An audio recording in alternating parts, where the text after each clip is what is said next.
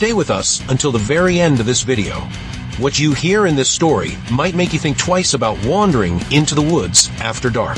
It's a tale of fear, mystery, and the unknown, one you won't want to miss. Chapter 1. Into the Wilderness. I'm Jake, and I've always been fascinated by the unexplained. When I heard about Blackwood Forest and the strange disappearances reported there, I thought it was the perfect subject for a documentary.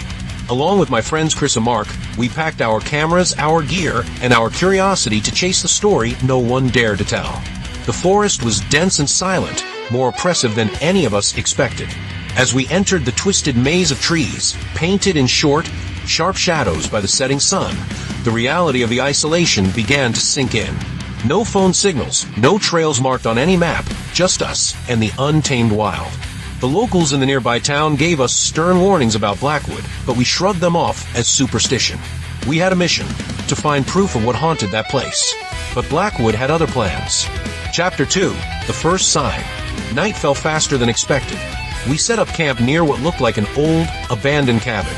As I scanned the area with my flashlight, my beam caught something strange carved into the tree trunks, symbols none of us recognized. Chris insisted it was some kind of warning. That night, the forest didn't sleep. We heard whispers, barely audible, almost like voices, surrounding our camp. Mark, normally the fearless one, refused to stay by the fire.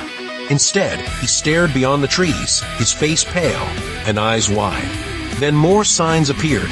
Piles of rocks stacked unnaturally, hanging pieces of cloth tied to branches that swayed without any wind. The forest seemed alive, watching us, warning us. It wasn't just nature anymore. It was something else, something restless. Chapter 3. Lost and Alone. Our sense of direction began to fail. Trails we had marked earlier disappeared overnight, and when we tried to retrace our steps, the landmarks had changed. Trees seemed closer, even though we hadn't moved far. It felt like the forest itself was shifting around us, trapping us inside a labyrinth of shadows. Fear took hold when Chris vanished in the middle of the night. We were sure he had walked away, but his footprints led only to a circle of broken branches, and then nothing. In his place, we found a bundle of old twigs tied with strips of cloth.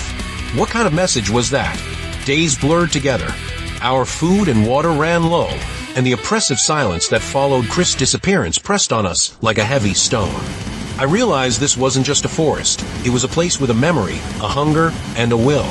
And it wanted us to stay forever. Chapter 4. The Truth Unearthed. With Mark and I on edge, we continued deeper, desperate for answers or way out.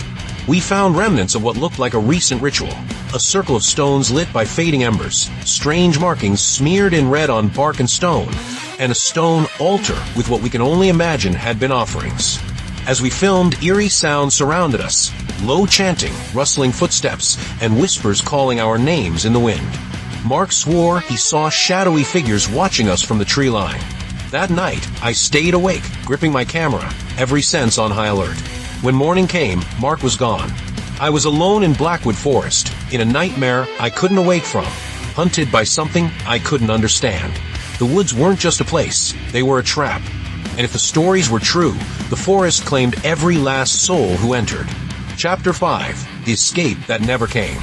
I ran through the blackened forest, the sounds of footsteps and whispered threats never far behind. My camera kept rolling, capturing the terror and confusion in every breathless moment. The darkness seemed to cling to me, thick and suffocating. And then at the edge of the trees, I saw something that froze me. A figure, cloaked in shadow, standing still watching. As I stumbled backwards, my camera caught a final glimpse of eyes, red and unblinking, filled with ancient anger. The next day, search parties found my camera and gear scattered near the forest's edge, but no sign of me or my friends. What they found on the footage was all that remained, a chilling reminder to never enter Blackwood Forest. Because some places are better left alone. Some legends are not just stories. If you ever hear the whispers from Blackwood, don't follow the trail. Don't look back. Run. Thank you for watching this story to the end.